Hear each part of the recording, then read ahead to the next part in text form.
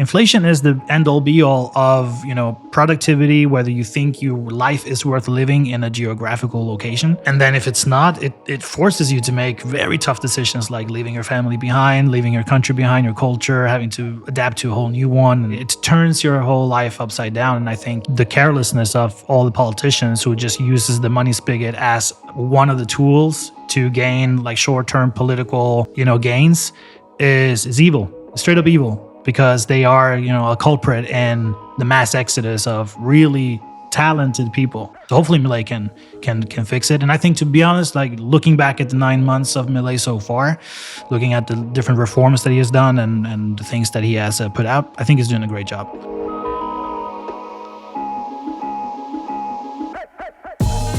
So in the 90s, there was a show called Blind Date, which was very similar, where it was a guy or a woman would stand behind like a I don't know what you'd call it. Be a screen between them. But it was like a sliding screen, and behind there'd be three people in a chair, and he'd ask questions, and at the end he would pick one to go on a date with. Right.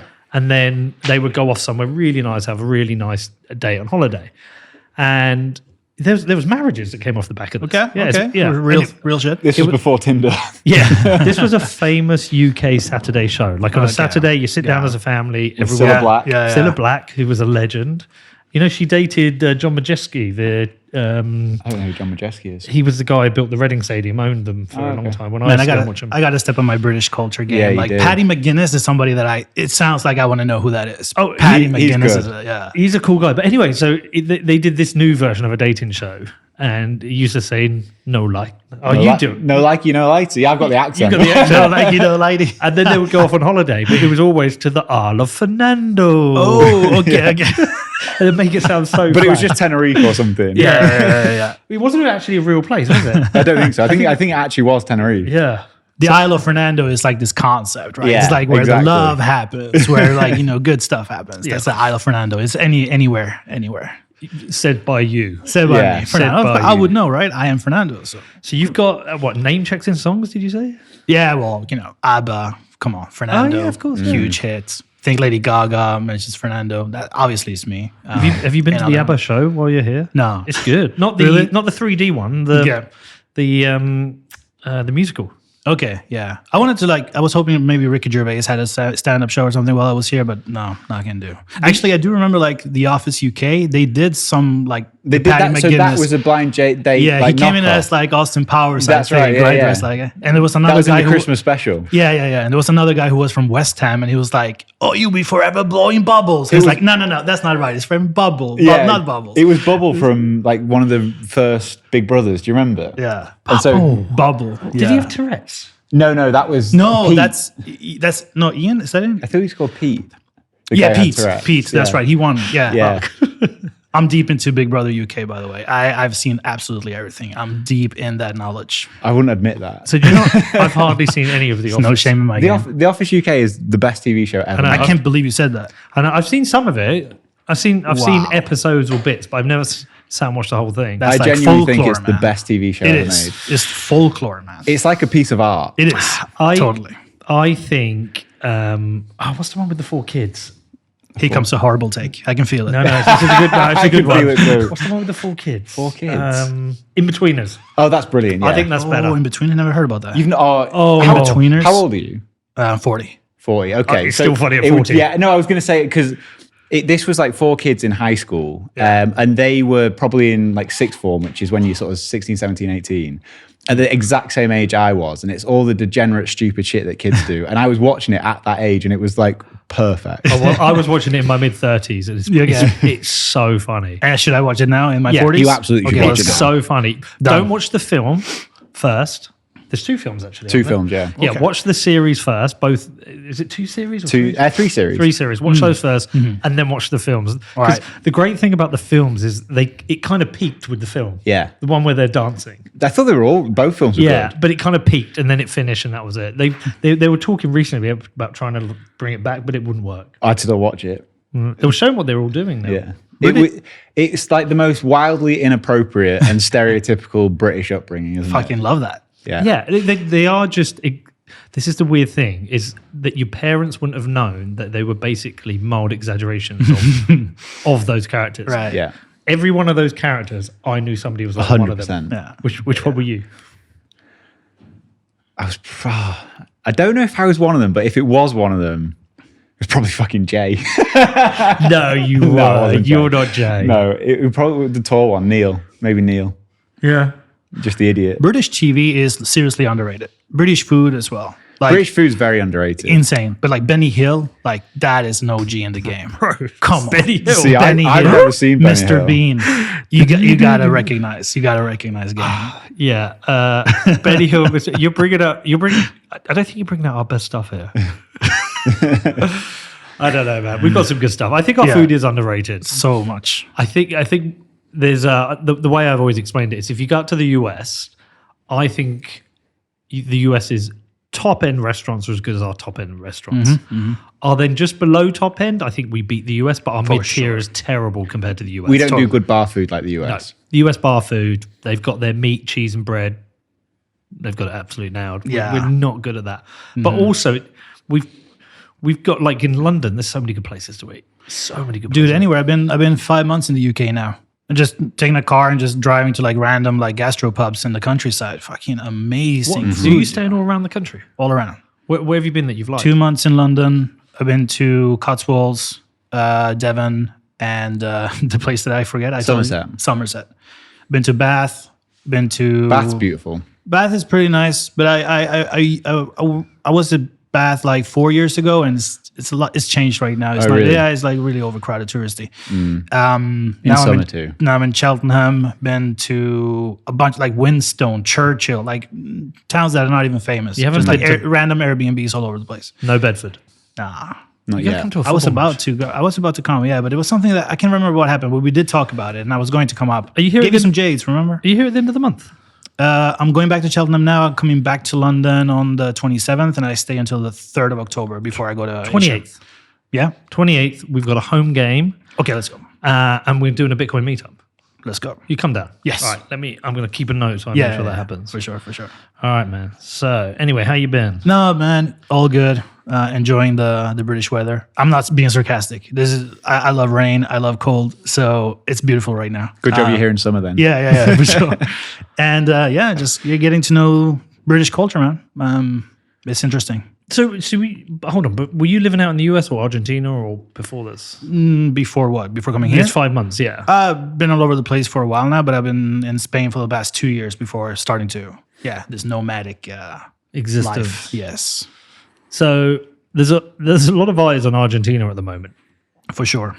I saw even Elon Musk was tweeting about Milei, and they had a little back and forth. Well, they met as well. Yeah, but it feels like Argentina is the great libertarian test use case. Yeah. Like, can it not work? And I think a lot of people are going to be, certainly within the communities we're in, are intrigued to see how this plays out. I mean, I was out there, God, I'm trying to even remember. It was about 8 months ago, was it? Something like that, About yeah. 8 months ago. I had a great time, man. I loved it. Completely fell in love with the country and the people. Buenos Aires, or did you also travel around? Got a little bit out of Buenos Aires. I can't remember where we went, but we went out to a place and I rode horses, and we had we were drinking red wine and eating steak at Beautiful. 9 in the morning. Beautiful. Yeah, man. it was the perfect. only way. It was great. Women are beautiful. Little bit hot tempered, A little bit. Yeah. Okay. Mhm. but A lot. No, I had a great time. I fell in love with the country, and I was excited to see whether Milei would win, and he did win, and now he's there. So I think there's two types of people who might listen to the show. There's a bunch of Bitcoiners who probably already convinced themselves this is a successful project, it will work. But hopefully, because obviously this is a new show, we're going to get a bunch of people coming in who probably don't know much about libertarianism. They might have heard about it, think they're like some crazy, radical, political, extremist ideas. I was, we were chatting to Dominic Frisby yesterday. I said, if you go out on the street here, go out to Trafalgar Square, and you ask 10 people what left-wing politics is, right-wing politics, they've probably got solid answers. And if you ask them what libertarian politics are, or libertarian ideas, I don't even know, if you get 1 in 10 who could give a solid answer. Yeah, pretty much. So I think we'll have to do a bit of groundwork in this, and probably go back and do a bit of a history lesson. Yeah. Because Argentina historically was had a very successful economy. Wasn't it like the 5th largest economy in the world at one point? Top 5, top 10, larger than Canada, Australia. In the beginning of the 20th century, easy. Measured by GDP per capita, right? Like that's a measurement that can be a little bit debated, but it's a good measuring stick to see, like, in terms of productivity, in terms of just overall well-being. I think that the reason for that is that, a lot of people, they know the story of the U.S., especially around that time, right? They all know, like, European immigrants taking the boat over the Atlantic, ended up porting in New York. Everybody's seen The Godfather, seen the scene of Vito Andolini as a kid coming alone, singing, in front of the Statue of Liberty. But what a lot of people don't recognize is that at the exact same time, with the exact same demographic, the same thing happened in Argentina too. So a lot of people from Europe, they went to either New York or Buenos Aires. Same thing. They all came with their families. They left everything behind, took their kids. And, at that time, you went on that boat, you didn't come back. It wasn't that easy. So they came with a mentality of, like, we are starting over. We're building whatever we're going to. We've heard a lot of good things. It's a promised land, whatever. We're there to actually be part of it. And so they came with that mentality. And I think this is kind of like the best example of immigration that actually works, right? You need to have a lot of factors already there. You need to have a country that's ready to take in a lot of people. But then, government has to give you, room to experiment, to open up a business, to fail, to grow, to bring in more people. And Argentina and the US, they provided that at the same time. Huge countries, huge geography, diversity, and people who came to build shit. And was it provided, or was it the birth of new nations?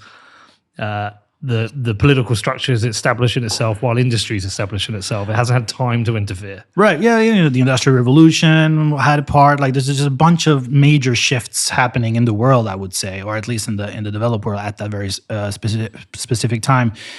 But I think the main difference is that, well, two things. I think the U.S. at that time, they had their independence in 1776, and I think Argentina came later, kind of like almost like a half century later, they gained their independence. So Argentina started off a little bit late.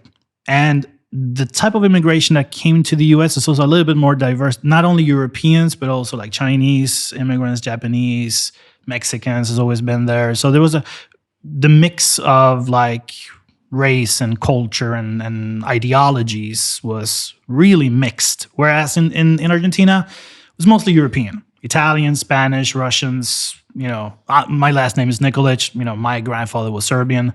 So there's a lot of European influence, whereas the US had more variety. And I think that was kind of like the first thing that led Argentina down the wrong path, because a lot of the immigrants that were escaping Europe, they were essentially escaping a lot of turbulence, a lot of political chaos. Things that were happening in the late 1800s in Europe later became World War I, World War II, the Spanish Civil War. There's a lot of like crazy stuff happening, right? And so they felt the lead up and got out. And what that thing was essentially just a fight, like the rise of communism, the rise of fascism, and kind of like these things fighting against each other and creating that political chaos and uncertainty. So as you accept a bunch of immigrants, this happens today, probably in the UK as well. As a lot of immigrants come, they come with other stuff. They come with baggage. They come with trauma. They come with their ideologies, their religions. And I think what happened in Argentina is that the thing that the fascist versus communist stuff that happened in Europe, they brought that with them as well. So in the 20s, the 30s, the onset leading up to the 40s, we saw the same thing happening in Argentina. The same, like left versus right, fascist versus communist. And kind of like that essentially led to Juan Domingo Perón becoming the president. Yeah. And he's a guy who took a little bit of everything, right? So, the 50 years, I would say, from like 1880, 1890, when the first wave of immigrants came, and then like the 3, 4, 5 decades before Perón, that was the golden age. And that's kind of like what Milei is saying today. We need to go back to that. We need to make Argentina great again. We got to go back to this time, before all this left-right idiotic discussions were a thing. Because Argentina had a successful economy, had as I understand it, had a film industry that was competitive with Hollywood. I don't know about that. Well, I did the research before I went out. And I saw a lot of the footage and a lot of the history of Argentina.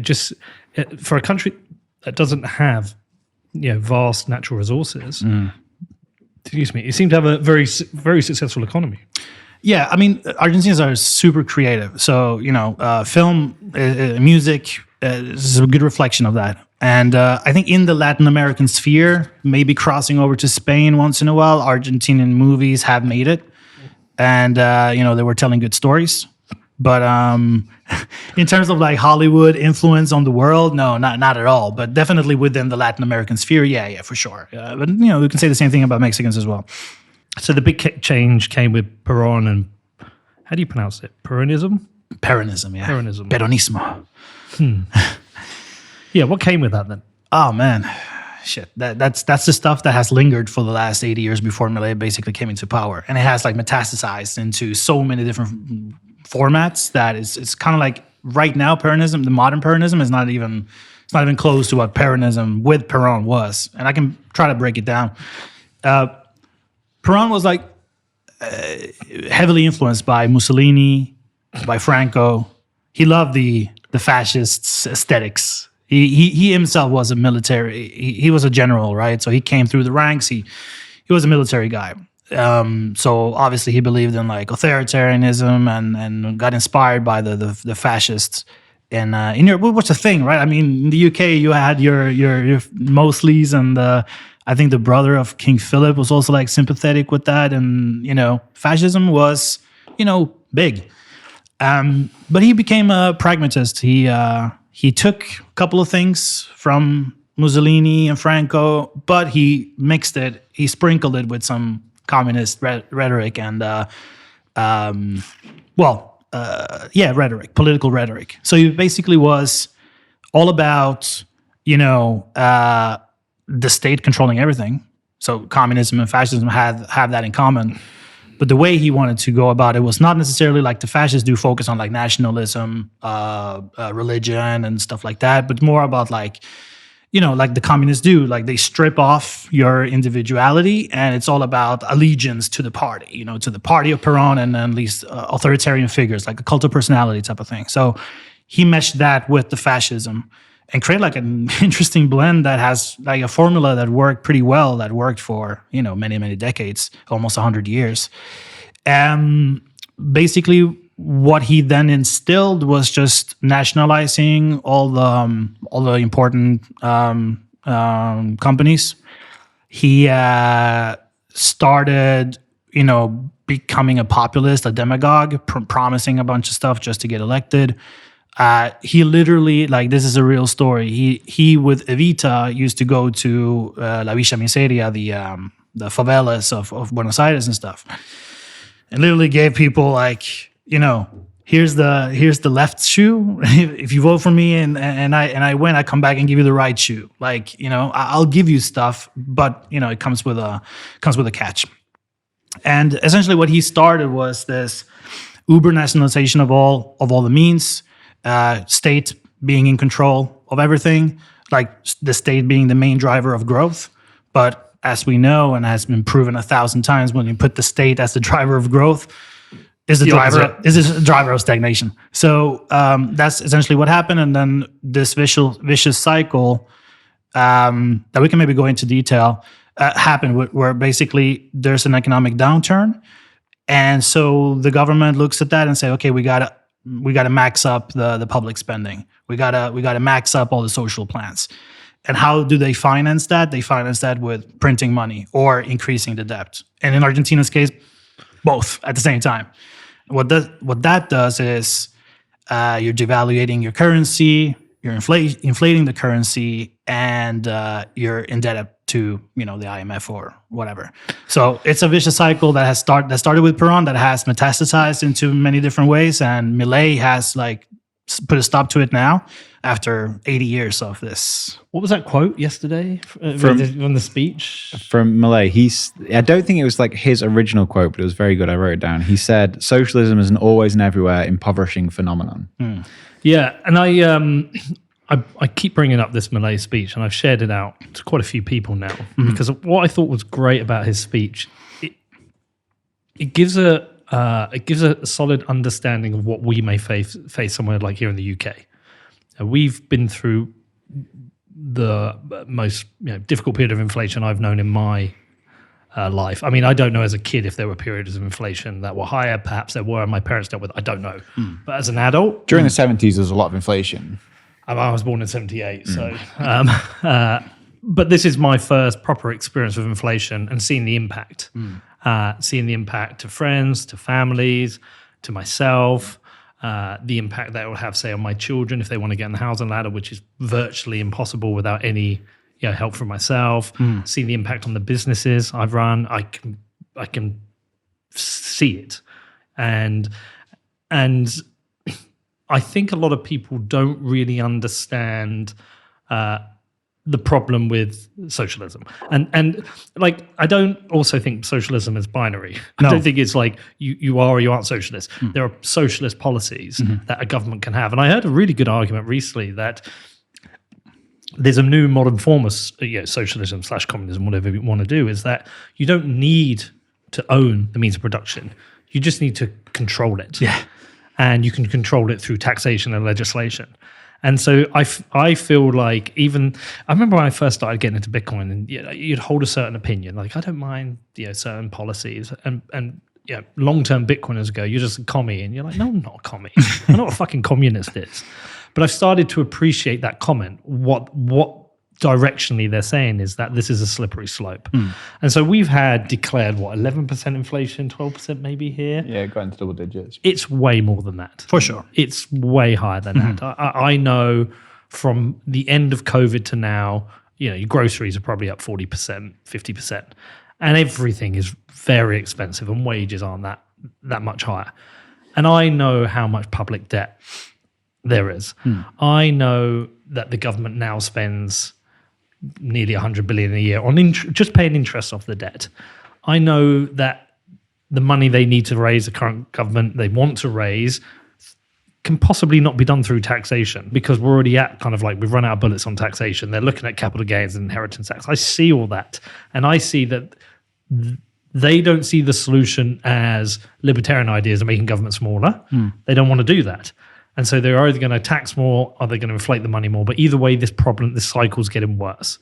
So I know it's coming. So when I watch that Milei speech, I want to package that up and deliver that to everyone in this country. I want to deliver it to anyone who thinks socialist policies are good. I want to deliver it to them and say, look, this is the impact, and it's most likely going to harm the people you want to help the most. And that inflation you've experienced recently, you're going to experience it again. It's going to get worse. The cycles are going to get worse. So having someone like you here to explain what it's like for people, what it's been like for the last few decades in Argentina, hopefully would help them to just flick a switch and maybe even go and watch the Milei speech, because I think what Milei said really well in it. He said, I can remember if you got the transcript, it was something on the lines of, "I'm here to give you a warning. I'm here to tell you, I'm here to show you what we've been through in Argentina, and I see you're going in the same direction." He's issuing a warning, right? Yeah.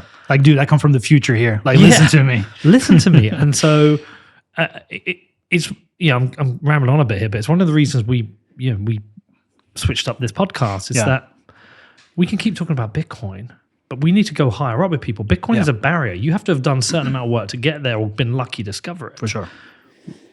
We don't want to show what Bitcoin did, because that's a barrier. We want to get these messages, and we want people to understand this stuff sooner. So it's a long lead into explain what inflation has been like in Argentina, because it's been a multi-decade phenomenon for the country. And I know you've gone through periods of where it's inflation to high inflation to hyperinflation. Yeah.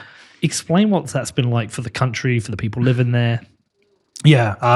maybe just to touch on some of the things that you said, because it's super interesting. And then, like the reason I'm saying communism versus fascism is because at that time, that was the real communism and fascism. Like, people call things communist or commie this, fascist that, and it's not really that. I mean, today is just a new package. It's a new brand. They have mixed in, sprinkled in a lot of different things. It's not really fascist. It's not really commie, but people still use these terms in a derogatory way. Just kind of like explain, like, like you guys are crazy, whatever you're proposing. But communism and fascism was a real thing back then. And in terms of inflation, I mean, like, I grew up in Norway as a kid. Mate, I was just out there. Yeah. I grew up in Oslo. I speak Norwegian better than maybe my English and Spanish altogether. And why did I grow up in Norway? Because my mom emigrated from Argentina in 1989 when I was a kid because of hyperinflation right there. My dad had 2 restaurants, like 2 parrillas, two barbecues. He had like 3 cars, like high middle class. Hyperinflation came in 88, 89. And that was also like a very turbulent time because in 83, we had come out of a military dictatorship. Like, there was a junta that came in 76 and came into power. And in 83, they were ousted. And that's kind of like how democracy started back again. But in the following years after that, it was just like a crazy, just chaos. They moved the capital from Buenos Aires to Viedma, and they're like, oh, no, we do a 180, go back to Buenos Aires. We're going to introduce a new currency called the Austral. It's not going to be pesos anymore. Oh, by the way, that was a bad idea. Let's backtrack on that. So it's like chaos. Yeah, insane. And in 88, 89, everything exploded. And, my family was like, there's no opportunity here. We lost everything. As the inflation goes up, you're forced to sell your asset because you need cash flow to cover other expenses. I mean, in my dad's case, he needed to cover the rising cost of the meat, the wages, everything. How old are you? I was born in 83. And what age were you when you left?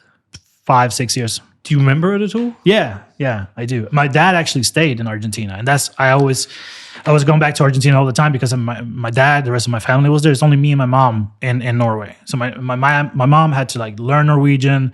Her university degrees was not valid, so she had to take school all over again. And she was a young mom. She was 22 years old when I was born. So at an age of 27, with a 5-year-old kid, having to learn Norwegian, adapting to the culture, which is can't compare with Argentinian culture, and start school at a late age. And that's a direct result of the hyperinflationary dumpster fire that was Argentina at that time. And throughout time, I always come back to Argentina. I went there every summer to visit my dad and stuff, and I was there for 2-3 months. Everybody's talking about inflation this, inflation that. And I was like, what is this inflation thing? It never goes away. Why do people still keep talking about these things? And then I saw, like, as I grew up, more young people continue to emigrate from Argentina. So I was like, what's going on? This inflation thing never stops being a topic. People, the brain drain is incredible. People keep leaving Argentina. The people who are supposed to be there and actually make the country better are going to Spain and going to the US and making those countries better. So that was one of the saddest things on my trip to Argentina. We went to the Buenos Aires Rugby Club and had a round table and a beer with 5 or 6 people. And one of the things like I appreciate about Argentina is the strong family culture. Way stronger than we have in the UK.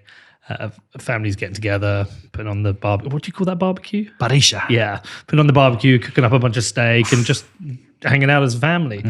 And one of the men who was there, his son was there, but the others were saying, all of them were saying, the kids have left. They're in Australia, UK, US, because there's no opportunity here. They can't get a job. If they can get a job, there's no way they can save to get to the point where they can own a house. It's just the inflation's so bad, there's no opportunity. Yeah. And I think somewhere here in like the UK, our experience with inflation is prices have gone up a little bit. I've got a little bit less money to go out with. I mean, historically, when it's 2 to 3% inflation, it's just like, oh, it's just this thing. It's part of the growing economy. You just you're gaslit into accepting it. And then when it's 10, 12%, it's tough. You have protests or people are struggling. But again, you survive it and you get through it, and people have. And it's been very tough for some people. But the levels of inflation that you've experienced or people experience in Argentina, it creates a whole different environment. It does. And, in the 90s, when we had this very, flamboyant president called Carlos Menem, he did one thing to curb that after all the chaos in 98 and 99. That was, having a convertibility of 1 peso is $1. That lasted for the entirety of the 90s. And I remember going back as a kid in the 90s, like going to the video halls and playing, the arcade games. Everybody was out. Everybody was traveling abroad. It was a different vibe. People were like more productive, more happy. You could feel it in the air. So inflation is the end-all be-all of productivity, whether you think your life is worth living in a geographical location.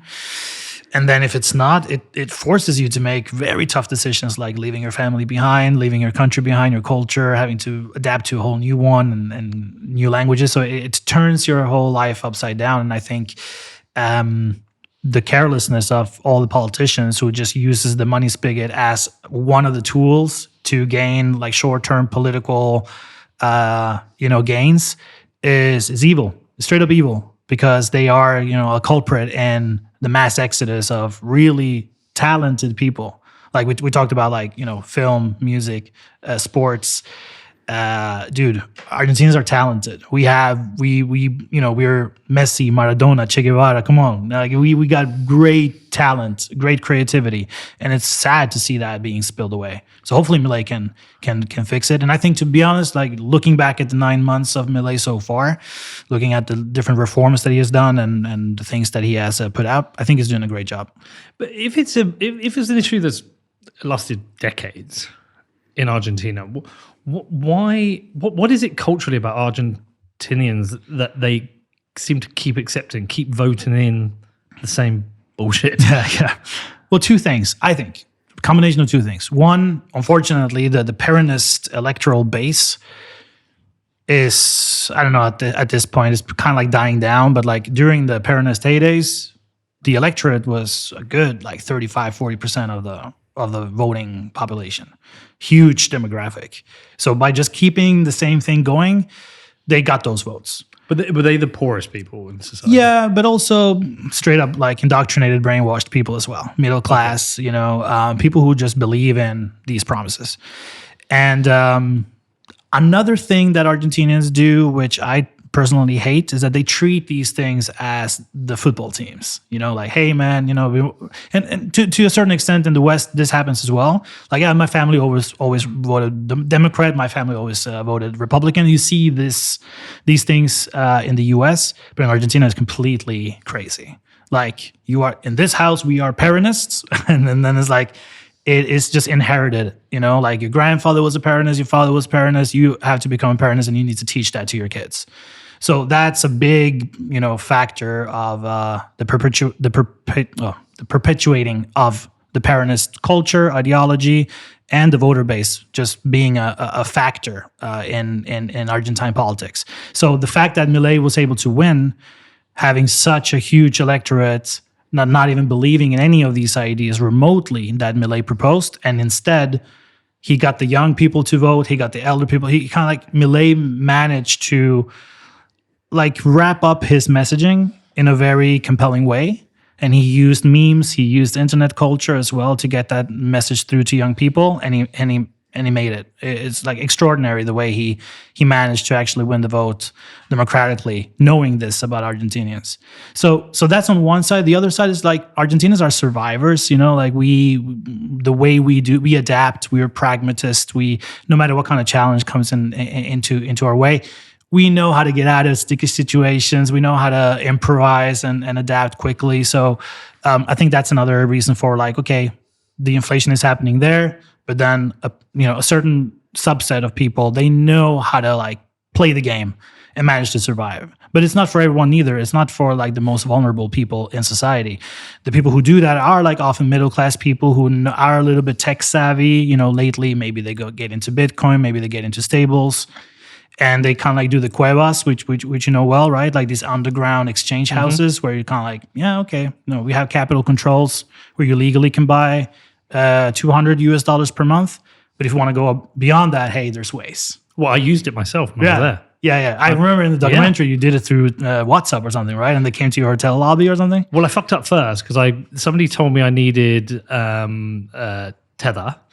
And so I got it on Ethereum, and the money guy turns up and he's like, no, bro, you need this on Polygon or Tron. Right. You know, the fees are too high. So I then had to go transfer it back, convert it. So I lost a bunch of value by that. But but it was quite easy. It was quite an easy process to do. Yeah, it's open. It's not like you don't have the underground feel of like I'm doing something sketchy here. It's like, come meet me anywhere. Yeah. Do those capital controls still exist under Milei? Yeah. They do. Yeah. And that's, we can also talk about like criticism against Milei too, but that's one of the things that he said, capital controls needs to be ousted. It's still 9 months later. It's still a thing in Argentina. What's the reason for that? I think there's always a shortage of US dollars in Argentina. Yeah. And capital controls is a good way to, for the central bank to control the money supply through capital flows.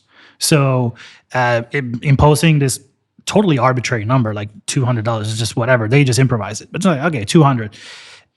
They manage to, like I said, control the money supply through capital flows. But what that does is like you're limiting people's access to a stronger currency, and that's not good for foreign investment neither. Yeah. So it's super detrimental as a whole, but it serves the central bank that specific purpose, controlling the money supply through the capital flows. Well, it comes down to that big red button question. I think it's Scott Horton on his website. They have a question of the big red button. If you could press the big red button and get rid of government, would you do it? And I think the conclusion in that article is no, it's not a good idea because it's too disruptive, it's too chaotic. But I've equally, when I was questioning libertarian ideas, I always reach out to Stefan Vera, who recommended you, by the way. Shout out, Stefan. Thank you. You're the reason I'm here.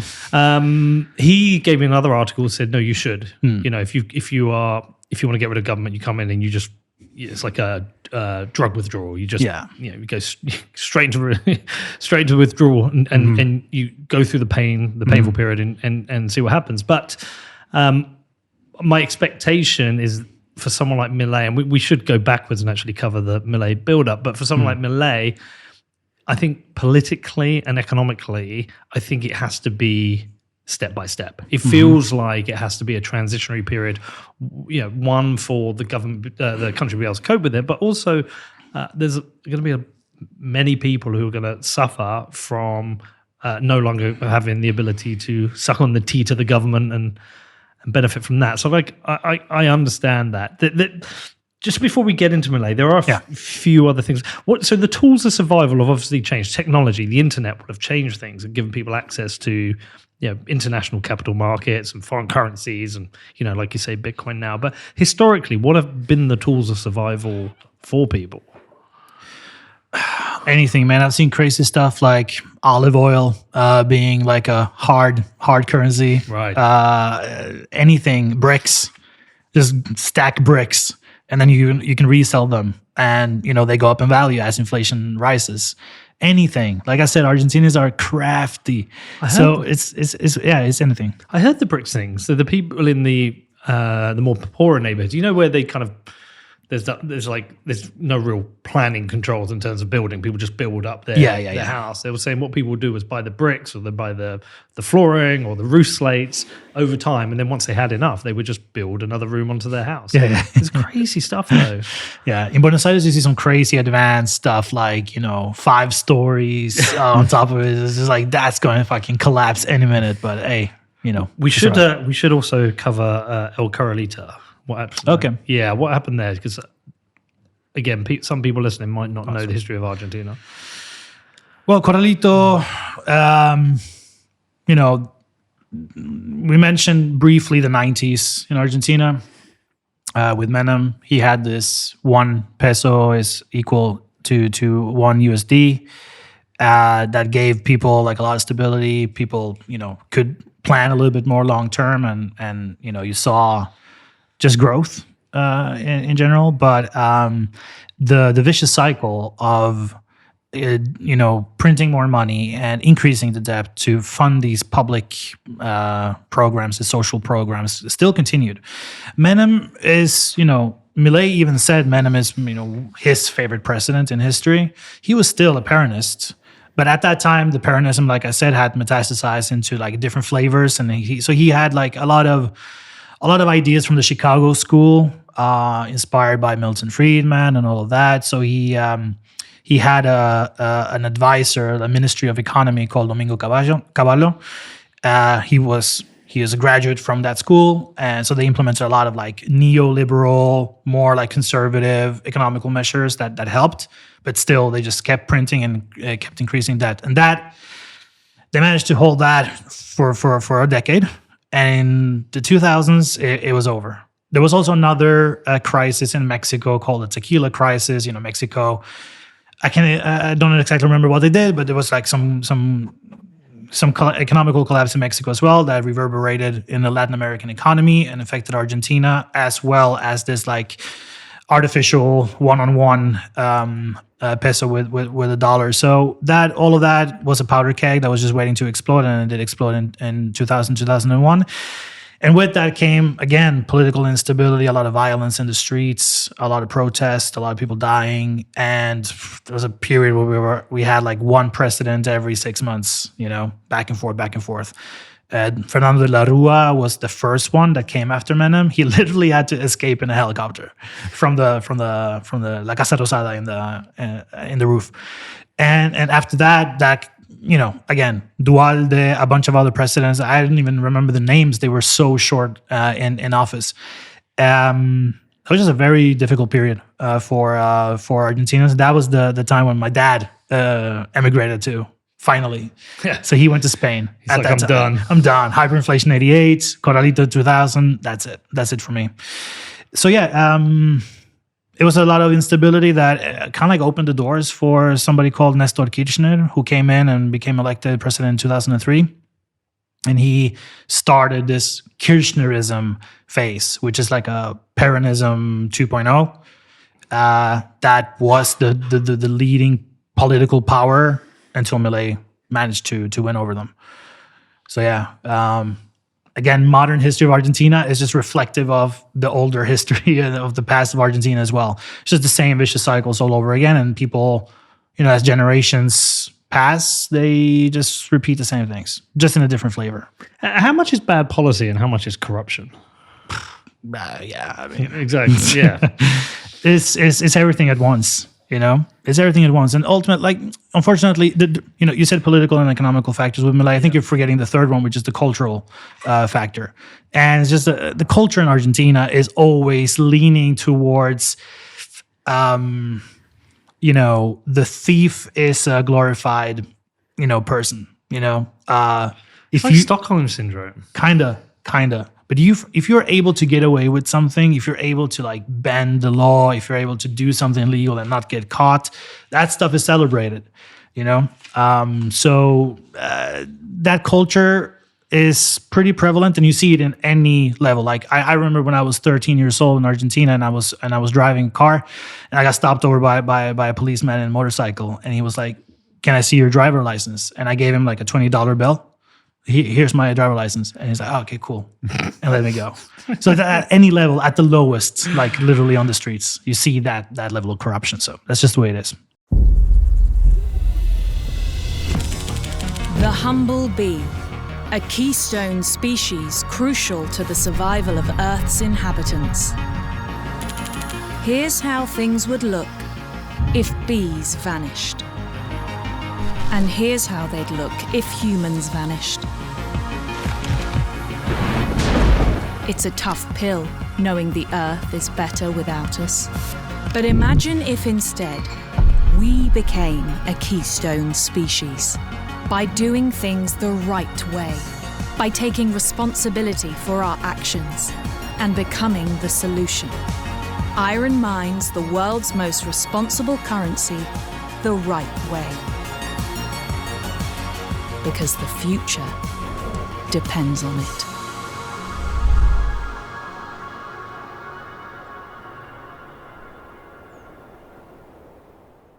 So Milei's rise, like when I went out there was not everyone was in favor of Milei. I would ask everyone, do you favor Milei? Not everyone, but Yeah. but I would say 60 to 70% of the people I met were keen. Some people feared him, thought it'd be disruptive, thought Argentina weren't ready for what feels to them like radical economic policies. But most of the people I met said, they're kind of at the point they said, we've had enough. Argentina's government and policies have not worked for decades now. We need something new. Where did he come out? Where did he come from? Because it felt like he came out of nowhere to us from the outside. Yeah. Well, you gotta think about like the younger people, all like kids who were born in the 2000s. All they've seen is stagflation and populist rhetoric and populist policies. That's all they know. So somebody like Milei is like, whoa, okay, where does that guy come from? Obviously, it will take your attention. And the way I personally discovered Milei in 2018-ish, he was just an economist who got invited to a lot of these debate shows on TV, and he was always making a spectacle. Like you remembered every time he was at a panel. He was wild. It was insane. And also his looks, like crazy hair. This dude, like, look, his eyes are insane, and then he just shouts at people. So it's like, okay, well, this guy for TV and radio, that's a guy you always invite back. And but he's actually, his message was clear. And the thing is, like, his message is like Austrian economics, right? Like the Mises, the Rothbards, the those guys. And usually, historically, anybody who has tried to like Austrian pill people, they talk in a very academic way. It's very academic, all of these theories, monetary theories, blah, blah, blah. But Milei took that and wrapped it in a package that made sense for young people, old people, and also was reflective of like the current situation in Argentina. So all of that was mixed into like this package of awesome communication, awesome personal branding that people were like, whoa, this guy's making sense. And these ideas I've never heard before. So I want to know more. He kept getting invited back. And, for his political enemies, I think that was like something they probably regret, because he was invited to all channels. Like there's state channels, there's different media in Argentina that are leaning a very specific political way. He literally got invited to all the shows from all channels. So his message, got distributed pretty well. And that's it. That was the start. And that just literally was the thing that led up to him going. I mean, he started this political party in 2021 and then won the whole thing in 2023, 2 years later. It's incredible. Yeah, I mean, that the speed of rise is incredible. Were they attacking him? Oh, yeah, for sure. Always. But in a petty way. Like, it's not even funny. Like, oh, he doesn't have kids. He sleeps with his dogs. Like his sister. Why are they so close? Do they have something going on? It's just like tabloid rumors trying to just like defame him, his name, but never an attack on his ideas. Because when they did, Milei is just he's gonna kill you if you try to like debate with him. Not only because of he will, outsmart you and he will be right about these things, but also like the delivery. He just like bulldozed over you. So a lot of people were not even able to come out from a debate with Milei and having their side say, "Oh yeah, you killed him." Like Milei was like a force to be reckoned with that was unstoppable, literally. Have you ever seen this when he's on the TV shows? I've seen the thing with the chainsaw. And No, there was a TV show. There was a debate, and he would always refer to leftists, wouldn't he? Yeah. And he would say, "Leftists, don't give them any room," but like an angry rant. You don't agree with it. I can't remember what he said. It was like, don't give them any room. You've got to get rid of them. They're evil. They destroy everything. They break it. Like, he was very, very direct. He wouldn't. It's almost like he wasn't debating the point. He was shouting down and not accepting and shutting off all the oxygen to any discussion, rationalizing what are socialist policies. Yeah. And it's like in communication, I think, your background is in PR as well, right? So you have this technique called bridging, right? Where it's like no matter what question you're being asked, you find a way to bridge back to what you really want to say. Milei is just like an expert in that, and it's just like, okay, you want to talk about like some policy about how to manage a dam somewhere in the north of Argentina. Okay, first sentence is about that. And then the second is going to be zurdo de mierda, fucking socialist. He's always going to go back to that. And that is the thing that people remember. And he did that because that is what the Peronist represents. And he's kind of like, let's not forget what they really are. That's basically what he was trying to convey here. Like they drape themselves in like woke ideology. They put on like the green bandanas and stuff like that. They're all feminist and woke and all of that. They fly the trans flag, whatever, in their meetings. But let's not forget what they really are. It's like Milei saying, don't get fooled by all these like cosmetics. This is the root of the Peronist movement and what they really believe in. So. Yeah, it was effective.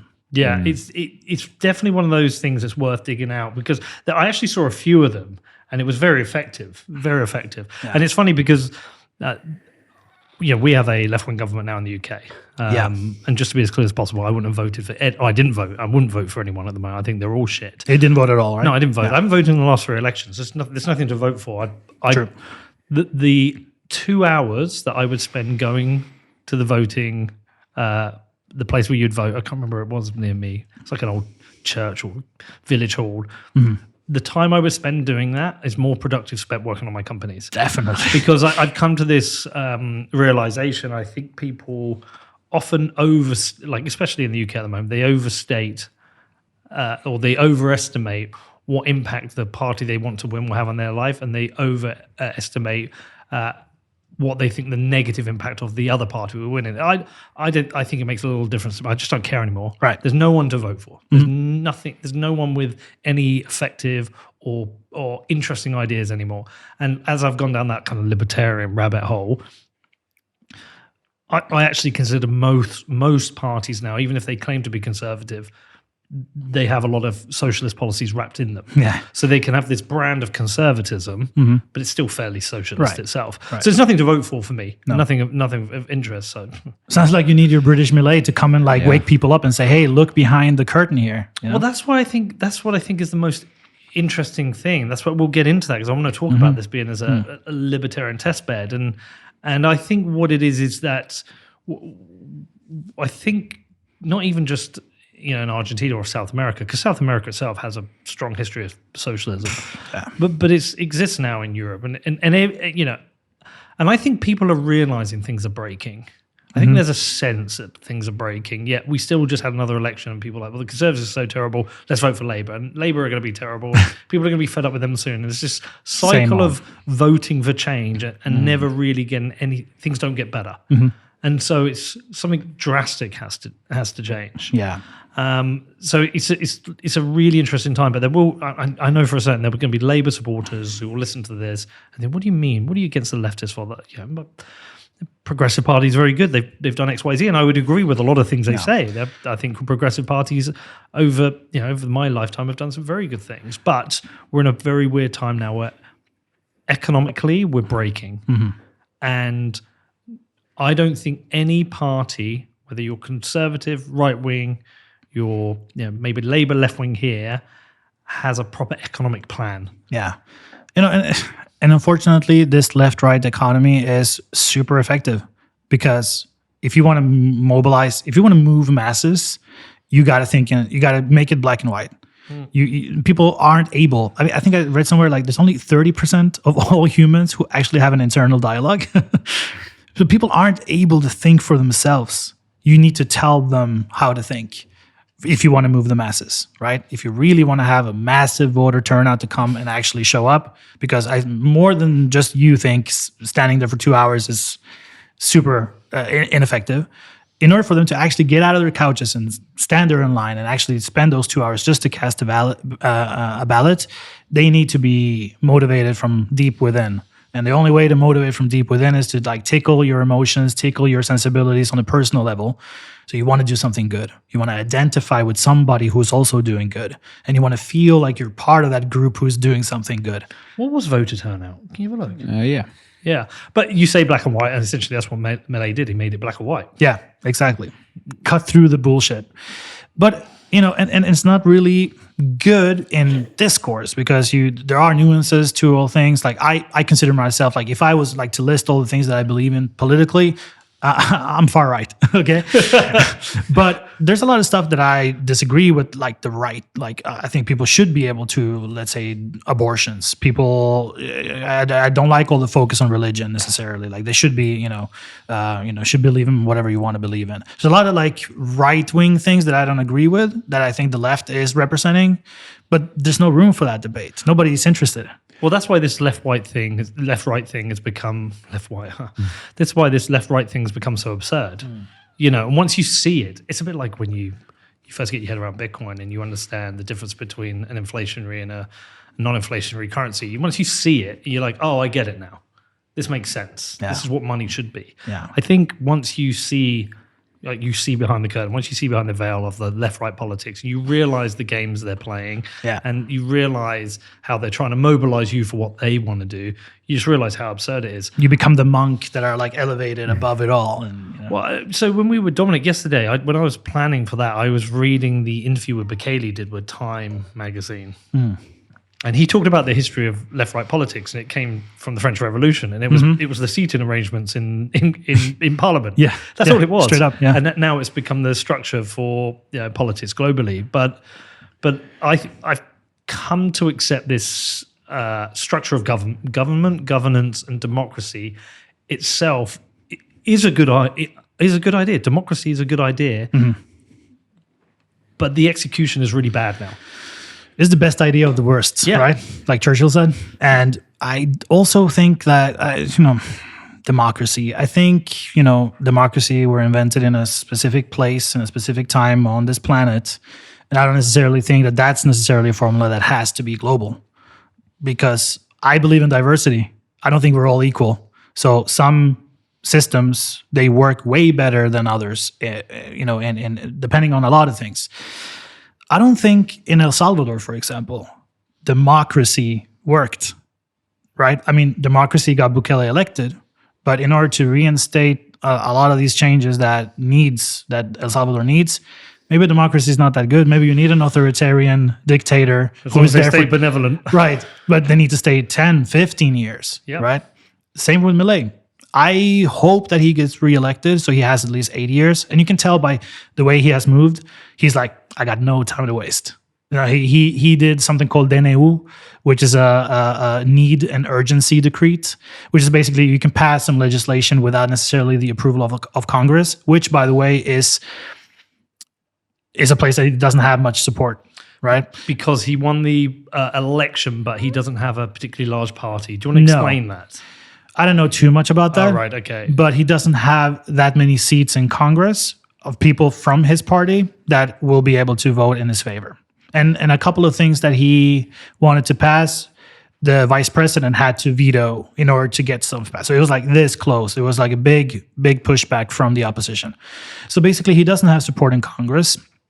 And he realizes that he needs to do drastic stuff because in 2016, there was a president called Mauricio Macri, ex-president of Boca Juniors. He became a political animal and won the presidency. He was kind of like neoliberal on the right. Like he shared some ideas with Milei, but he wanted to do it gradually, like gradualism. And that ended up being terrible, and he only had one term. He got ousted by the Peronists after 4 years. So I don't think Milei, he looks at that and says, I don't want to do the same mistake. I'm going to just bulldoze through everything. I don't care what people say. I'm going to make these fixes. And then hopefully 4 years is enough for people, like for the majority of the population, to understand, hey, these changes were actually good. I feel better. I have more money. I have more purchasing power, whatever. And then they can reelect him. But the things are like the fixes that is needed in Argentina and El Salvador too, for that matter, are so deeply ingrained. I don't think you need a democratic measure. You need someone like Milei and Bukele to stay there for 20 years. So, Yeah, but that becomes tricky. Yeah, for sure. Because we've seen that before, where we've had dictators, they've seen like benevolent dictators, and then when things go wrong, what happens? It happened with Chavez in Venezuela. I'm not a fan of Chavez or any of his policies, but he was popular to begin with. And, I don't know how many terms, and then moved to Maduro, and like Venezuela's been absolutely fucking decimated as a country. It happened in Bolivia. Is the Argentinian constitution 2 terms? Then? Yeah. 2 terms. Right. Okay. And so the fear is that, he has a successful first term. He does get reelected, has another successful term. Then what comes next? Right. The Peronists are waiting, they're waiting for their turn to come back. And then they all just going to go back to the same formula, the vicious cycle of like, hey, we have these political organizations, these ONGs, these whatever public companies that we are allied with, and we're going to just spend money again, open the money printer, and give them money for their political alliance. It's this weird evil within ideology that exists then, in that Milei could have successful 2 terms. He could change the course of history for Argentina. He could restructure the economy. Argentina could head into growth. People could feel better, feel richer, feel they've got more wealth. And then another party would win an election and come in with their old school ideology and redestroy that, even though they themselves would visually see, they could see all the metrics, see all the measures, they would go back and destroy that. Yeah. That like it's a cancer. Like Milei said, they're never satisfied. You can't give them an inch; they will bite off the whole arm. Right? That's what Milei is essentially saying about the socialist movement. It's like it's never enough. If you're in, like you get comfortable with anything in life, right? You get used to anything. You get to a position of power. At some time, you will get used to it, and you want something more. You want something more. That is like ingrained in human nature. And for socialism, that bodes very bad for people living under a regime like that, because they just want more and more and more. So what are the key policies that Milei has implemented since he's been in power? What are the key wins he's had? I think off the top of my head, he came in wanting to fix 2 things. One is just curb inflation, and then fix the insecurity. So inflation is curbed.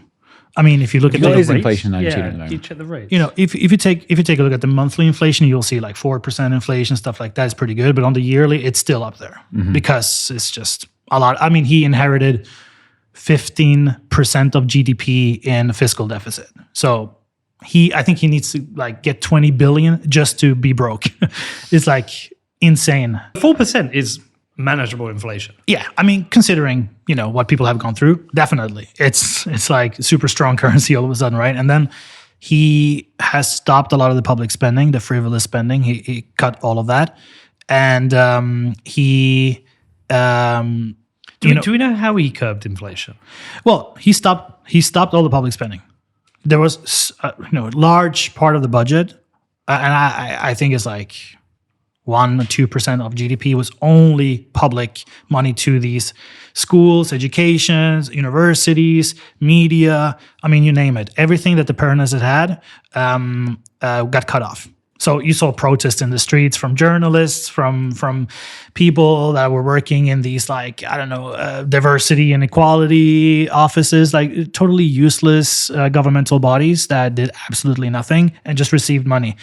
A lot of these organizations, 90% of the budget that they had from the money that they came went to salaries. That's it. Then they use 5-10% to actually building stuff or stuff like that. Were these organic protests or were these paid protests? Because I know when I was there, they would bus protesters in. Yeah, and they take your name and your ID number. It's like they have a roll call when you step outside the bus. And if your name is not on that list, you don't receive your social plan. So a lot of these things are paid for. It's just optics, just to say, we rallied a bunch of people against Milei. There's a big cohort of people who are against Milei, and they're just paid for. And there's thank God for the internet, because you have a lot of YouTubers who go to these protests, and they're like, why are you here? And the answers that they get is absolutely insane. They're like, somebody told me, my cousin, I'm here, I don't know why. And it's just flat out embarrassing. It's so obvious, so. I saw the same. So when I was in Venezuela, we were driving around, I think it was West Caracas, and we heard this big roar. And we were on this road and we looked, and this huge protest march came. Tens of thousands of people, all in red. And so we started interviewing people, and we found out the reason people were there is because their it was a requirement for their social handout program. Like they would receive a basket of whatever every week, and to receive that, they had to join the protests. Yeah. Which is insanity itself. Yeah. That is the formula. That is the way. And it has been completely effective, but now with Milei, now he has put a stop to all of that. And they're like, you got to figure it out, man. Like, there's no more money here. You need to, if you want money, you need to have a profitable business. Find a way. Got to be productive. Got to be productive. Got to produce value for other people. So has that curbing of inflation, has that seen investment coming back into Argentina? Yeah, I mean, I don't know. I mean, there's definitely signal there, like, Elon saying, okay, I'm considering maybe opening a Tesla factory in Argentina, stuff like that. But I think are still very unstable, and people need to see that the stability is here and doesn't, go away very easily. And I think that is also the second thing that I want to highlight that Milei has done well is just, insecurity. Like Rosario is one of the major cities in Argentina, and it's like straight up like I don't know, Medellin in the 80s, right? Like so many homicides, so many murder. The murder rate is absolutely crazy.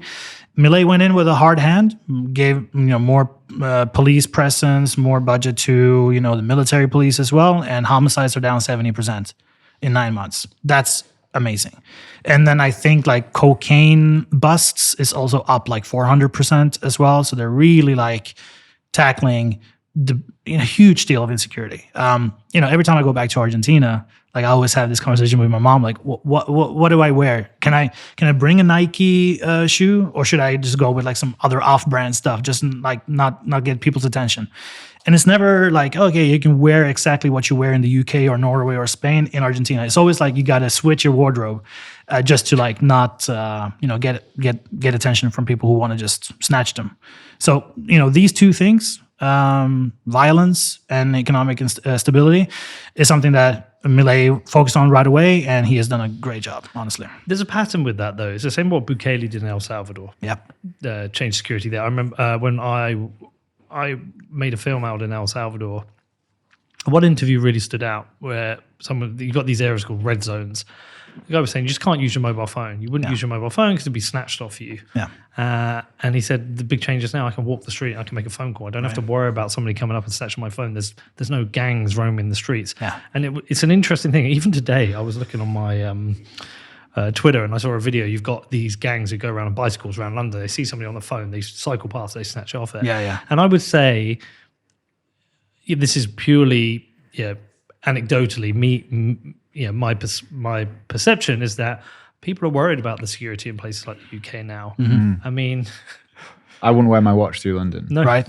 I mean, you literally didn't, did you? No, I put it in my bag. He put his watch in his bag because there are gangs that go to restaurants. They have spotters. They see who's there, who's wearing a watch. They tell people outside to wait for them, and then they'll snatch their phone, or they'll stab you and take your phone. One guy was stabbed, had his watch taken. It was a fake.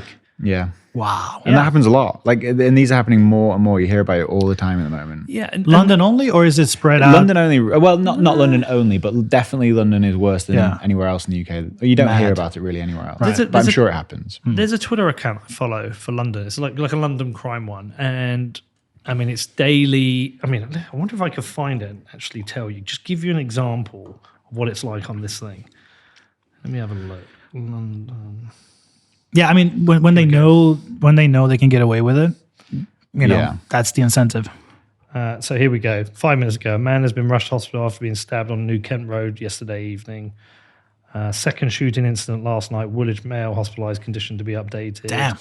Yep. A murder investigation launched. Reports of a shooting last night nearby Mozart Estate.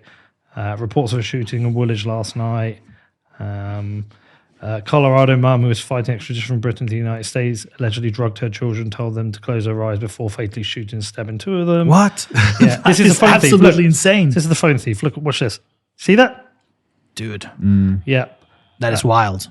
So And this stuff's always happening in London, but it seems to be getting worse. yeah, a lot worse. Yeah. It seems to be, there's this rise in crime, but this kind of like rise in people who just don't give a shit about law and order. But I think because law and order, it becomes so soft. Yeah, Yeah. exactly. Oh no, if you steal something that's under $400 or whatever, that's fine. Okay, well, go and like you have like 25 people snatching something for $3.99 each, and then you have like a gang that just resells a lot of these items and like live off that comfortably. It's one of the things we were talking about when we were changing this podcast up is that how quickly if it's just say it's successful, say we had some cut through and people start listening to it, how quickly do we get classed as far right? Just for questioning these things, just saying, look, we want a bit more law and order. We think law and order is a good thing, some more conservative politics. Oh, you're far right. Yeah. That's it's a careful balance we're gonna have to balance. Careful balance we're gonna have to strike with this. But I think we're not far behind the US. I know people living in California, Seattle, Portland. They're hugely concerned with homelessness and crime. They're two big issues that have seemed to have got out of hand, and I feel like that's coming here. And then I hear what you're saying in Argentina, and I'm like, what? Why is the mayor of London, Sadiq Khan, why isn't he ultra focused on this? Why is he not ultra focused on crime? Yeah, right. Yeah, and if they've got all this money, why aren't they putting money into these inner city ghettos that have essentially built up where people are? They've got no other option but to join a gang to protect themselves. Because I do have some empathy there. Yeah. When you look into this issue of gangs in London, you've got a lot of kids who are from fatherless homes. A lot of kids who say they have to carry a knife because it's so risky for them late at night to be attacked and chased, and they join gangs for protection. Right. But I also, think some just have some kind of identity to become part of this thing. These inner city issues exist with a complete lack of investment. There's nothing for these kids to do. True. You maybe got some of these football five-a-side courts that exist, but so I can see both sides of it. But the security thing, obviously. The other thing I noticed, I've not been to London for probably 6 months, and even then it was for a day. So it's been a while since I've actually spent some time in London. And it's the first time I've seen tents. Yeah. Yeah. Where did you see those? So I walked from Euston to here, and whatever the main road was that I walked along, there was one area in particular where there was probably a group of 15 tents. I've not seen that. I've seen a lot of homelessness, but there's always been a lot of homelessness. But it was somebody put it up the other day. It was in Mayfair the other day, which is Like the posh this is the area. first time I've seen that. But we had it in Bedford where I lived. We had our conference in Bedford. Yeah. So the morning I turn up to the venue, there's a guy getting out of a tent outside the venue. I'd never seen a tent in Bedford. Man. Now look, again, this isn't some kind of like middle class. Oh, look at the people in tents. It's like it's a signal of the decline in society that people are struggling, that they have to go and live in tents. Yeah. We know there's enough money out there, but if you destroy an economy and people have got nowhere to live, where are they going to go? And my wife is Persian Canadian from the West Coast, from Vancouver. We lived there, and in 2021 we had to just get away. We couldn't live in Canada anymore neither, because Vancouver was getting that, and also the fentanyl problem and all that. It was like tents everywhere, but also they come, people from, everywhere in Canada. They come to Vancouver because they know there's like rehab centers, or there's some social plans available if I have a registered residency in Vancouver. So maybe London is that 4-block area where they've got that where it's kind of decriminalized in Vancouver, and you can go and you get your needle exchange, and you've got a safe place to take you. I think it's like a de facto decriminalized area, but yeah, it's like it's called downtown East Side, Hastings Street. I've been there. Yeah, okay. Have you seen it for yourself then? Yeah, it's fucked up. It's just incredible, and it's like you say, it's a signal of like, okay, this is the start of something. Yeah. And you got to react. But the thing is, if you want to react, like you said, you are labeled as a far right extremist, because the people who are more on the left leaning side, they tap into the being good. I want to be a good person. Oh, they steal because they're poor. They don't have any other opportunity, so they have to steal. So they justify the act of theft, which is so sick. But that's how they think. I've seen that argument in Argentina and everywhere else as well. So it's very... And I honestly believe most of these people come from a good place. Yeah. I think they come... I think it's like Milei said in his speech to the World Economic Forum, they've just got a poor framework. I believe most people who've got socialist ideals or sympathetic ideals, I do genuinely believe they come from a good place. Yeah. I sit and talk to these people, I think you are a good person, but you're your economic framework for this is fucked. Yeah. It doesn't work. Right, totally. And they are so ingrained in their self-identity. Like when you start to equate these beliefs or these ideologies with your own self-worth and self-identity, that's when you're lost cause, because you will never change your mind. The sunk cost fallacy is just way too far at that point. And there's a branding issue. So I don't know if you know, in the UK, the Conservatives, or they're also called Tories. Yes. Okay, and being a Tory is a pejorative, really, isn't it? Okay. You know, you'll see it if you join Tinder or Bumble. It's like, don't swipe me if you're a Tory. so there's no world where they can ever go, I would be conservative, because they think of the conservative. What would you say? That would be like the Eton elites, is be kind of like the Tory group. Yeah, it's seen as elite, privileged, old money, like posh, tough kind of person. Yeah. But there's this whole, I think, grouping of people, which is a large middle class, which is being screwed right now, that I think are kind of trapped between the two, because the Conservative Party wasn't particularly conservative, and the Labour Party is high tax.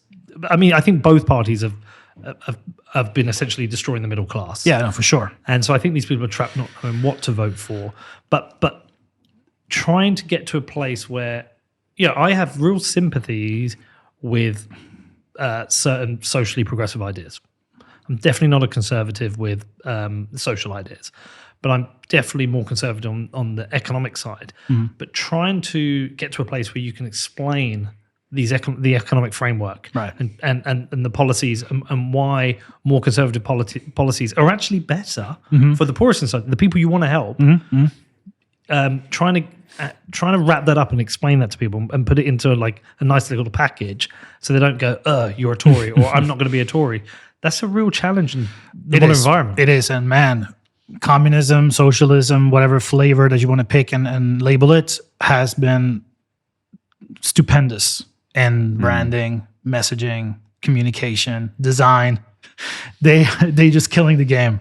And the thing about like the right-leaning things is just it's usually a reaction to when the left gets a little bit out of control. So it's more like a reactionary thing. So, and that always becomes like a more like improvised knee-jerk reaction to things, and that's always a little bit like chaotic and disorganized. So that's a huge issue, I think. If somebody like Milei can come and put a lot of these ideas, package it in a nice way that is, bite-sized, digestible, in a framework that works, then yeah, totally. Because I think it's like, we can all agree on the problems, but then we have to fight about the solution. It's like Bitcoin, right? Like Bitcoiners and gold bugs, they know exactly what the problem is, but they have different solutions. They want to go different directions. That's just the way it is, Yeah, but it's hard assets in the end. I mean, like you said, it might have been olive oil in Argentina. Yeah. It can be bricks. It's a hard asset away from this money. Back to Milei. So security is one issue you said he solved or is solving, and inflation is another one he's solving. Our conversation came from a Twitter post where somebody said about Milei has ended rent controls and cut housing regulations. The result, housing supply is up 212%. Rental prices are down 26%. And mortgage costs are down 30%. Yeah. It would be good to work through why that policy led to those results. Well, he basically did a bunch of reforms that in essence is just let's cut out the middleman, let's cut out all the public intervention in these markets and let the market do its own thing.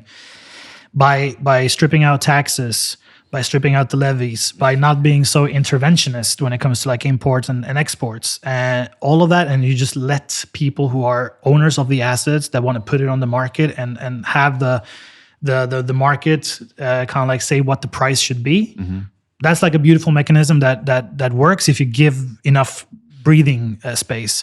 That's exactly what Milei did, and that's why more people are like, okay, I can actually put my apartment out for rent because I'm not getting killed by taxes, all the crazy regulations that it just makes a headache to actually rent it out. And people, because of all the regulations, they just think I might as well just keep my house empty. It's easier for me, less headaches for me. But if you put a place that makes it attractive for owners to put it out in the market, they'll do it. Obviously. So that's it.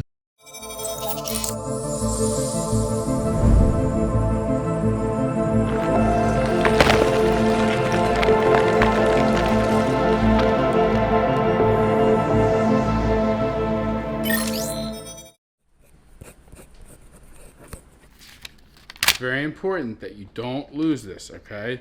This is your inheritance through Bitcoin. Let Bitcoin rip. Don't rip up your Bitcoin. Set up inheritance with Casa. Has the brain drain reversed at all? Are people heading back to Argentina? I think a lot of people who are like on Twitter and they've seen these things, they get like very hyped up and then they go back. Like a lot of people went to El Salvador because of what they saw online.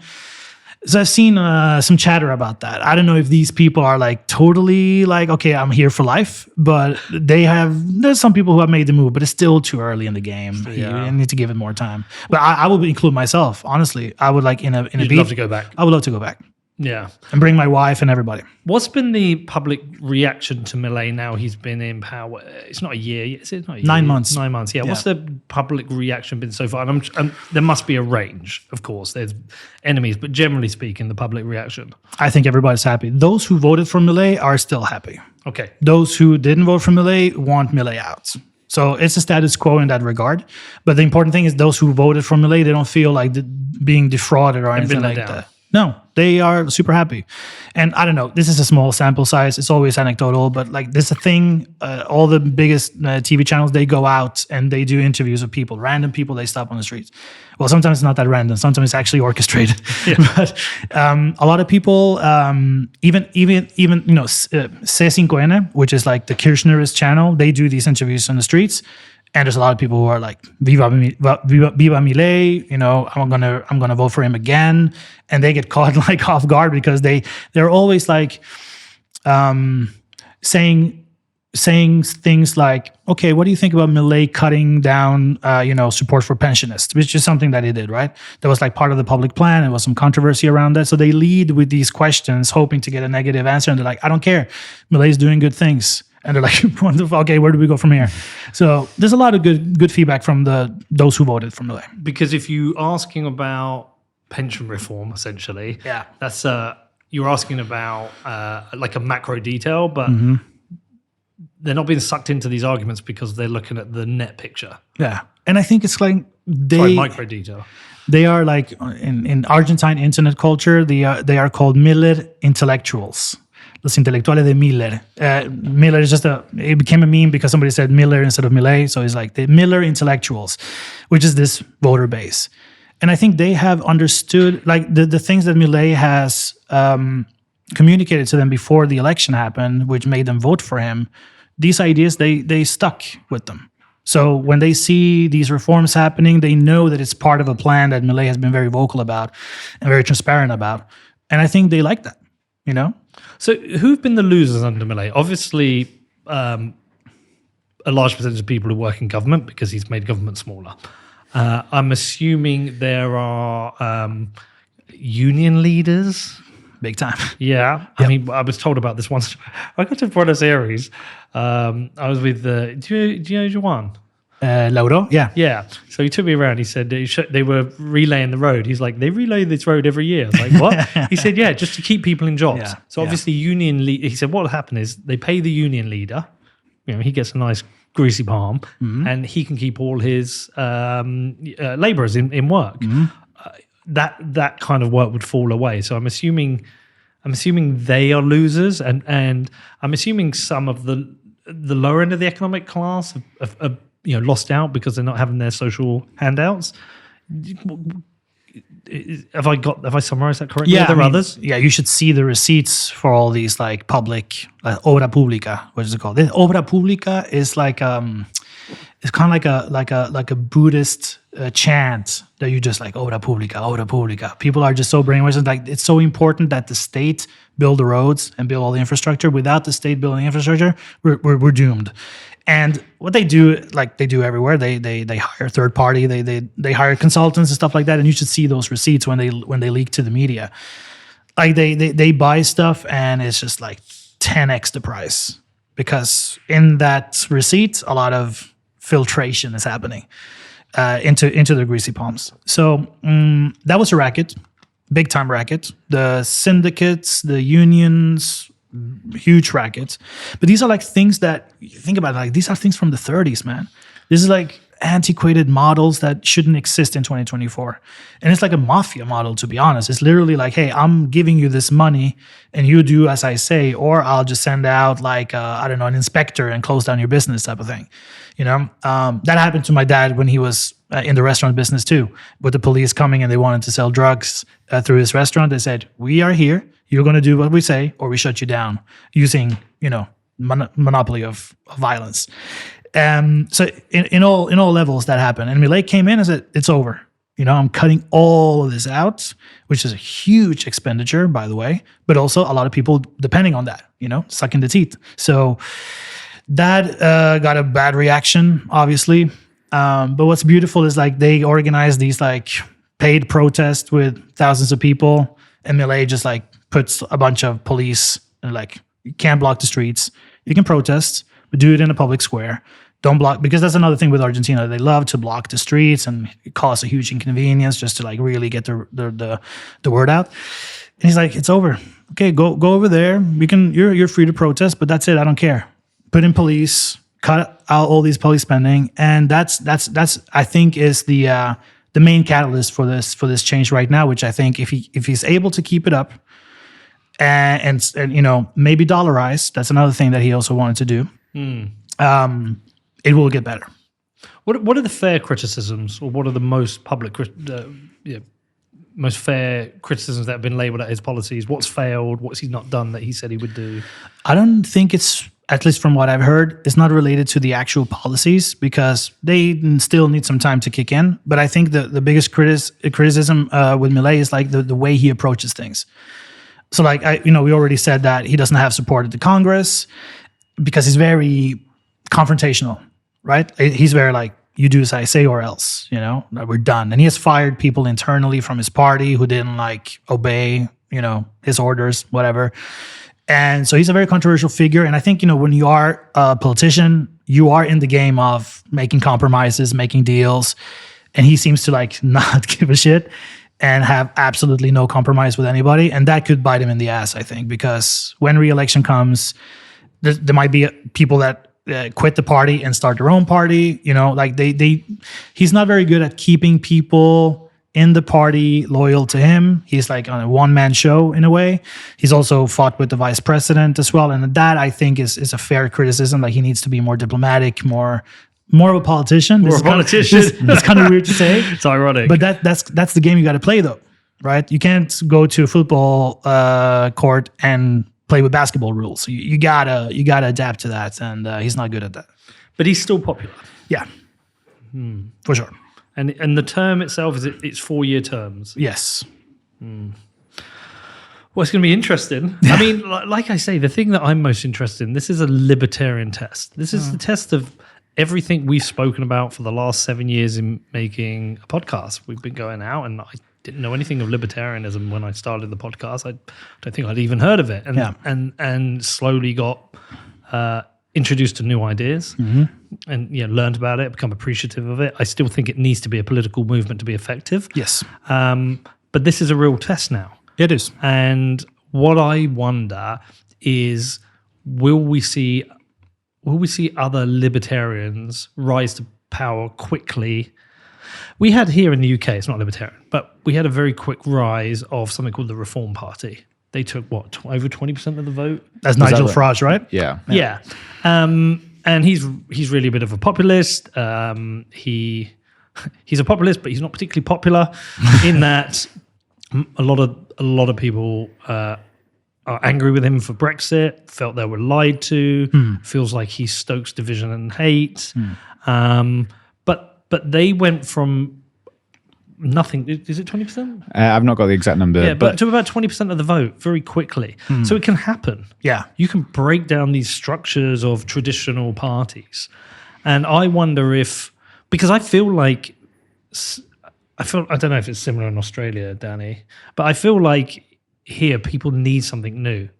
It's like, like I said, you got some people, I can't vote Tory because I'm Yeah, people are completely Tories. disillusioned with the entire system. So Yeah. something new is like the shiny thing that you can potentially vote for. And I think a lot of people who have gone and voted for Labour because they were so fed up with the Conservative Party. Well, the voter turnout, you asked me before, it was 60%, which is basically the lowest since like 1918. In 2001, it was about the same. How much of a drop? Is it a significant drop from the previous election? Yeah, it was up around 70. So it's like a reasonable drop. It's nearly 20% drop. What's that? 16% drop? Yeah. Oof, that's Yeah. big. That's big. But I always think there should be like a minimum turnout. Like if you don't get, say, 75% of people turning out to vote, then it's scratched, go again in a week. Yeah, I don't know. I like, because you said in Australia you have to vote, right, legally. Yeah, but I don't like that rule. Yeah, but do you have to pick someone, or you just have to turn up? You have to turn up. No, you can spoil your vote still, yeah. Yeah. But I like the idea of having a certain threshold that you have to reach in order for the vote to count. Because if you mandate people to vote, you never know what the actual Totally desire agree. to vote. Yeah, I think mandating voting, I think it's ridiculous. But But if you get 6% of the population, is it really a fair result? Yeah, I mean, the way it is right now is going to, if this continues, it's going to be like 1,000 people are going to vote, and then you got 60 people, 600 people, and then that's it. You win. That's just incredible. I wonder if the low voter turnout is widespread disillusion, or it's perhaps They're just new Tories, the Labour are going to win. or just people like I can't re-vote Conservative, and I'm not voting for Labour, and I'm not a champagne socialist, so I'm not going to vote Liberal. And just that I can't vote. I just wonder if everyone knew that Labour were going to win, so what's the point in turning up? Because the last one was 2001 was very low, and that's when Tony Blair was elected, wasn't it? And everyone knew Labour were going to win then. Yeah, perhaps. I wonder if it's just apathy. I don't know. Yeah, I think there are going to be people I totally understand why people vote Conservative. The party was terrible. Yeah. I mean, And they had a long run too, right? Like They had a long 13, run. 14 years. Yeah. but they had yeah. But whatever. I think though, not to be like totally black pilled here, but I think that maybe things need to get worse before people actually react. I like agree. you see one tent here, but maybe you'll react when you see 500 tents in the same spot. Well, that's the point. Is that things are getting worse, and I think they are going to get much worse. And I think people who couldn't vote Conservative or used to vote Conservative, voted Labour, I think are very quickly realizing they're all so terrible. That, things are going to get a lot worse under Labour, and we just have no new ideas. No. All the ideas are baked in: more bureaucracy, more taxation, more inflation, more social justice, all the things that just have not worked for the last 2 decades here, Europe, any Western liberal democracy, that are completely failing everyone and seeing this managed decline in society and the economic health of a country. But there's no new ideas. No. Well, to be frank, Milei's idea is not that new neither, right? He just repackaged it in a new way, in a modern way that made sense to a lot of people. I think they're new in the world of politics. Oh, yeah. As a like you say, packaged, but packaged around a party. Yeah, yeah. That's where it's new. Yeah, because all these, like I said, like it has been all academia. Like you had to be like an intellectual in order to understand these ideas. It doesn't really reverberate with the wider society, So it has been like a fringe ideology. And to be honest, libertarians, they're kind of like losers. You know what I mean? Like they need to you need to step up and organize. You need to get voter turnout. You need to mobilize people. You need to dumb down some stuff or repackage it like Milei did. That is the formula. But some people are just way too smart, I guess. But they joke about it. I may have this wrong, but I'm pretty sure it's Dave Smith's speech I saw at the Libertarian Party conference, where I think he made a joke about the fact that libertarians can't agree on anything and get along. And that is a problem. Yeah. Because, look, it doesn't have to be... I think you can have a libertarian influence party. You could have a progressive libertarian party. You could have a conservative libertarian party. But where you are grouped around a simple, solid set of ideas which are based in economics. We talked about Dominic Frisby yesterday. He said the way he wrote a book on this. The way to effect change quickly is through taxation. History has proven that. Yeah, if you could come in and you could, I don't know, halve taxation. You put more money in people's pockets. They've got more money to spend on their families, more money to grow and create businesses. I think that would be popular. For sure. But where does it come from? But it's the same argument that politicians have said. Like, especially in Argentina, the main argument is like, I will put more money in your pockets. Like, you will have more food in the fridge. Trust me. Yeah, but it's more of his money. Right. I'm going to take more of his money Exactly. and give it to you. Exactly. Instead of like, I'm going to lower taxes so you have more money left with every paycheck that you can spend on the food. So it's just like, it's the same promise, but two whole different ways to go about it. Yeah. Well, I mean, look, I'm hopeful that this is a very successful project in Argentina, and I'm hopeful it shows people. It doesn't matter whether you vote left, right, whatever, but that people get a better grasp of the economic framework that has so far been damaging a lot of economies. That's what I hope would happen, and that's what I hope because we don't teach this at school. Even when you're taught economics, I was taught economics at school. It's Keynesian. Yeah. When I left school, I was like, "Oh, Keynesian, I like economics. That's the popular school of economics that works." Only when I got into Bitcoin did I discover that was all fucking bullshit. I got the same story. Yeah, Like, I took my experiences from Argentina. It's like, why is this happening? What is inflation? Why do people keep talking about this? Why? And then a friend of me introduced me to Austrian economics. I'm like, holy shit, okay, of course, And then the same friend introduced me to Bitcoin later. I'm like, okay, that combined with Austrian economics, and it makes sense to me because of my previous experiences. So you need to go through, I think, these stages of like pain and suffering to later in the future understand a concept that explains a lot of the things that got you there in the first place in a clear way, I think. Packaging it up so everyone can understand. Yeah. So a large part of the population can understand, and then having some. I think it always has to come from a new party. Yeah. I think that's what happens with Bukele. Is what's happened with Milei. Some new party has to establish itself, establish a footing based on better principles. Totally. Like the state never dissolves. Political parties they dissolve, but they come back. They change color palettes. They change the name. It's still the same thing, and that's the thing. That's what humans react to: colors, names, labels, and personalities. So let's hope the right wingers get it straight this time. So when are you going back next? Going back where? To Argentina. I don't know, man. My mom just came back like 2 weeks ago. Did you have a good time? Yeah, and she told me like things are very different. Like it's cleaner in public spaces. You don't see like the propaganda. You don't see like big faces of like politicians everywhere. So she instantly felt a change. So yeah, I'm looking forward to go back soon, but no plans yet. I got like the rest of the world to travel to a little bit before I go back to Argentina. Well, I'd like to get back and see it since I was there. My boy over there, he really wants to go to a Boca River Plate game. So maybe... you better be on the river side of the stadium. Man. Hey, what shirt have you got? He's yes, got a river shirt. Sir. I tell you a cool story. So, I mean, this is pure chance, right? Yeah. We were making the film, and we could have been equally near the Boca Stadium, but wherever we were shooting, the River Stadium was there. I was like, oh, that's cool. Can I go and get a shirt for my son? Because whenever I'm somewhere, I always bring back a shirt. And so we go in. What's the name on the back? Lopez? It's the captain. Who's the captain of River? Right now? Yeah. Enzo Perez. Last season? Yeah, Enzo Perez last season. Yeah, that's it. So anyway, I go in and I'm like, have you got, and I think it's a large. And they said, and they didn't have any larges. I was like, come on, you must have, and they had one up on a mannequin. I was like, can I just buy that? And they said, no, you can't buy that. It's down on display. Anyway, Juan, when I spoke to them, said, look, he's come all the way from the UK. Can you get him a shirt? And so anyway, they went off and they went around the back. They went to the players' area where have all the players' shirts. Okay. And they brought us one of his. Ooh, authentic game jersey. Wow. With his name on the back. Love that. Yeah, so that was very cool. Yeah, so we obviously chose River. Hell yeah. Oh man, that makes me happy. That's my biggest takeaway from this right now. I love that. Have you been to any Premier League games? No. Dude, I've seen Real Madrid, Barcelona. I've even went to Iran to check the Esteghlal Persepolis derby. I have seen Boca River in Buenos Aires. I need to watch some. I don't know, Man United, Liverpool. You've got Arsenal, Tottenham this weekend.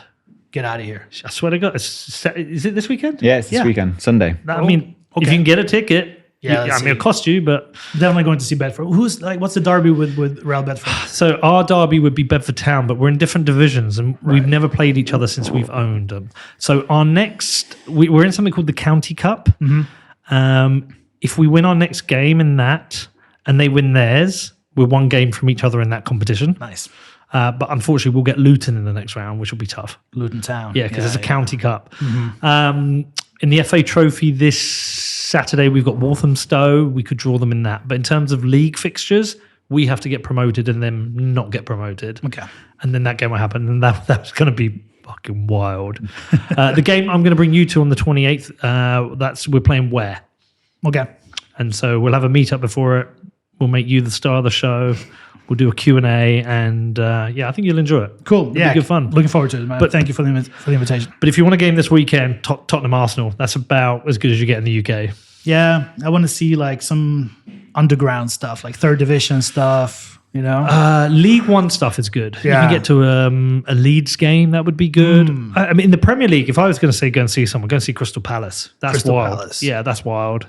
If you're going to go to League One, go to a West Millwall game. Yeah, Millwall. I remember Dennis Wise. Back in the day, he is like OG. He was from Millwall, right before he went to Chelsea. He was at Wimbledon as well. I think did he go Millwall, Wimbledon, Chelsea, or did he go Wimbledon, Millwall, Chelsea? I can't remember the order, but he played for all three of those. Right. Yeah, proper thug.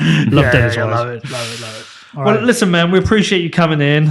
We're all hopeful for the future of Argentina. It's a beautiful country, great food, brilliant wine, brilliant people. So fingers crossed this works out for you. And, I hope this is a lesson for the rest of the world. Cool, man. Thank you. Thank you for having me. Thank you for listening, everybody.